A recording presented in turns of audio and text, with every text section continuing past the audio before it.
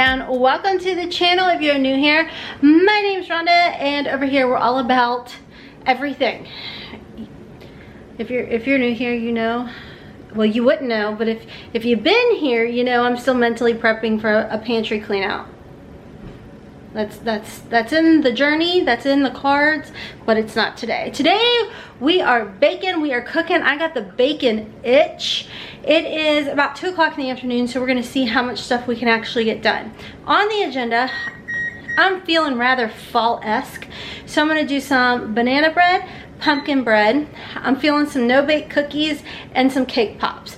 That's a lot. So we're gonna see what we can get done before it's time to start cooking dinner. So this may be a multi-part bake day. I don't know, but let's go ahead and get started. We're gonna start off first with banana bread. Hey friends, so I did find this recipe off of Pinterest. It's called the best banana bread recipe. I'm gonna try and just put the ingredients to everything down below for y'all. Now what you're gonna do is preheat your oven at 350 degrees and make sure to grease your 9x5 loaf pan. I don't even know what size mine was, so it really truly doesn't matter. All you're gonna do is make sure to get a very large mixing bowl. You're gonna need 4 to 5 overripe bananas. Make sure to mash those babies up. You're gonna need a half a cup of salted butter, melted. Mine was probably unsalted, but you know what? It worked out. Anyways, from there you're gonna need 2 eggs beaten, 2 teaspoons of pure vanilla extract, or if you get some from the Dollar Tree, that's okay. We don't judge here, friends. Now it does call for 3/4 cups of sugar or granulated sugar.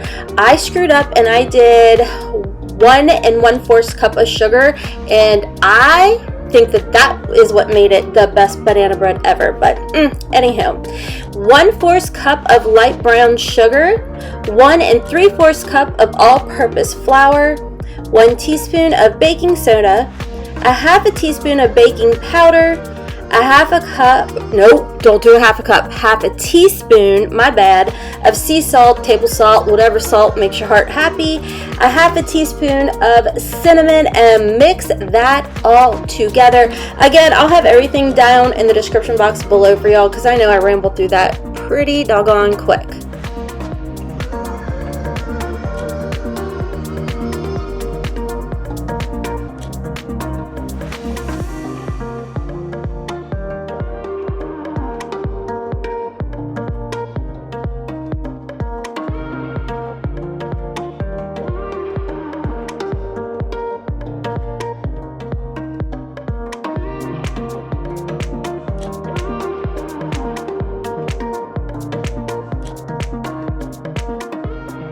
So I just went ahead and mixed it together by hand. You do whatever makes your heart happy. As far as nuts go, I did chopped walnuts here. I did about 1.5 cups, maybe even 2 cups. In all honesty, we've done it with pecans, and I actually love the pecans in this banana bread far better. Also, I forgot, I'm not even going to use a bread loaf pan. I'm going to use my bundt cake pan because I'm also making pumpkin bread, so I needed those. So this is super easy. Just get your favorite bundt pan, whatever it's called, and just make sure to grease it up really good, and then chuck it right in there, and what, bam, boom. Banana bread, banana cake, banana butt cake. I said butt, my bad. Bundt cake. Welcome to the Hot Mess Express, friends. Now it's time to bakety bake 350 degrees. You should have already preheated your oven. I don't know what I did over here, but I got a little too excited, but boom, you actually only need to do it for about 40 minutes and you get this beautiful piece of yummy flippin' goodness. I tell you what, y'all are gonna love it. All right, let's start my most exciting thing I've ever baked in my life, cake pops. So all I did was go with the Betty Crocker. This is just their little cake mix that they have, and I pretty much followed directions up until the point that it called for vegetable oil or canola oil, and I tried this new shortening. It's like a healthier version. Actually, it's not new. I had it in my pantry and I need to use it up because I'm prepping myself to do a pantry clean out. So I went ahead and used that. It worked out perfect. I did melt it down a little bit, and then I continued to follow the cake mix directions. But with that being said, I did decide to kind of put my own spin on things, and I found in my cupboard I had this cake batter flavoring. So I went ahead and added like a half a teaspoon, I believe it was, to the batter, and then mixed everything up. You're going to see that here in a second. I'll make sure to link everything down below for y'all as far as the ingredients for the banana bread and the pumpkin bread, and then any additional things that I used. You will find it in my description box below.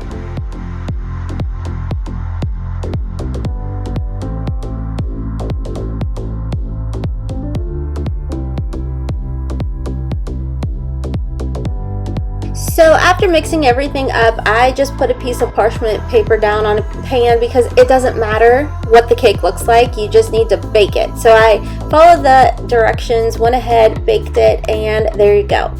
From here, we're going to go ahead and chuck it all right back into the bowl. All you got to do is crumble it up just like so after it's cooled down. That's a big thing.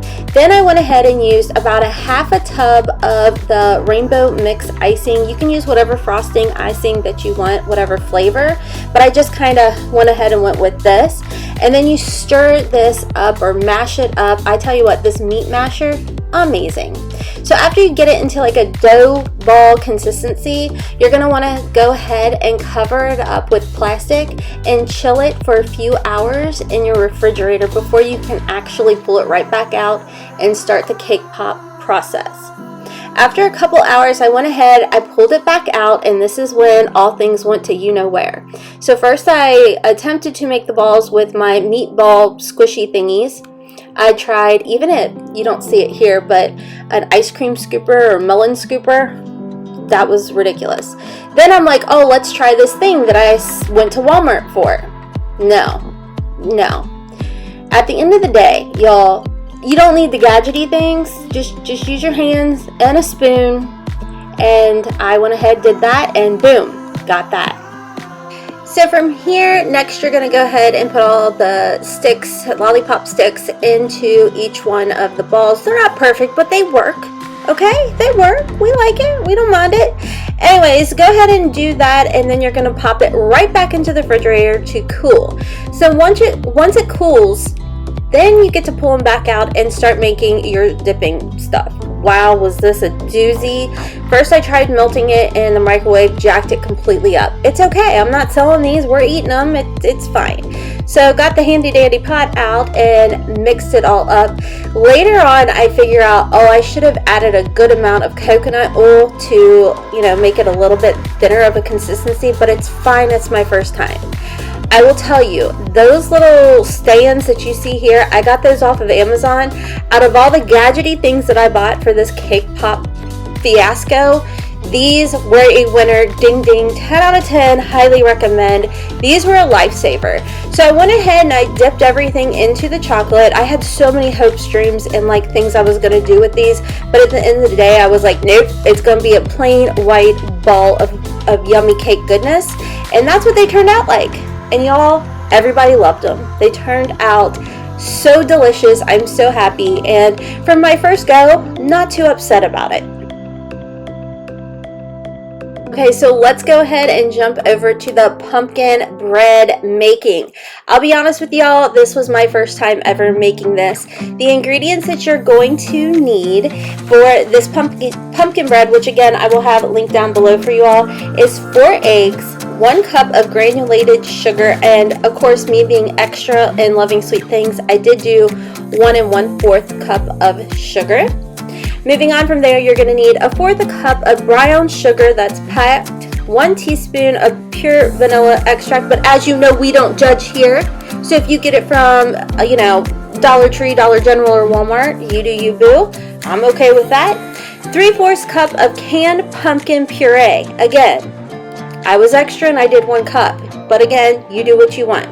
Now it does call for 3/4 cup of vegetable oil. I was a little nervous. I don't do vegetable oil or canola oil, so I actually did extra virgin olive oil. Turned out totally okay. Then you're going to need 1 1/2 cups of all-purpose flour, 1 teaspoon of baking soda, 1 teaspoon of baking powder, 1 teaspoon of cinnamon, I do heaping, 2 teaspoons of pumpkin pie spice, and a half a teaspoon of salt. Again, I'm so sorry that it went out of focus for you all. Sometimes focusing on the mixture and then sometimes just focusing on the stripes of the bowl, which by the way I made. Isn't it so cute? It was at a pottery place like literally 6 years ago, but still, I was really excited about it.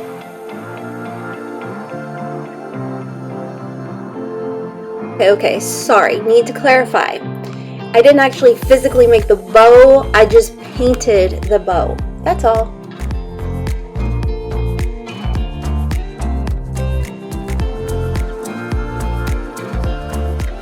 Okay, so it says to pour it into 8.5 by 4.5 loaf pans.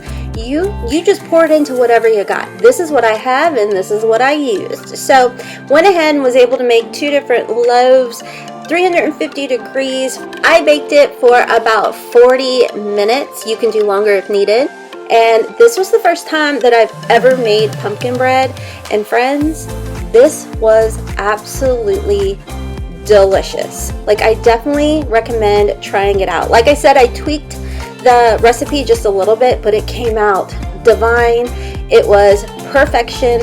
I went ahead, sliced a piece, melted a little piece of butter on there, drizzled it with a little honey, and mama was a happy girl.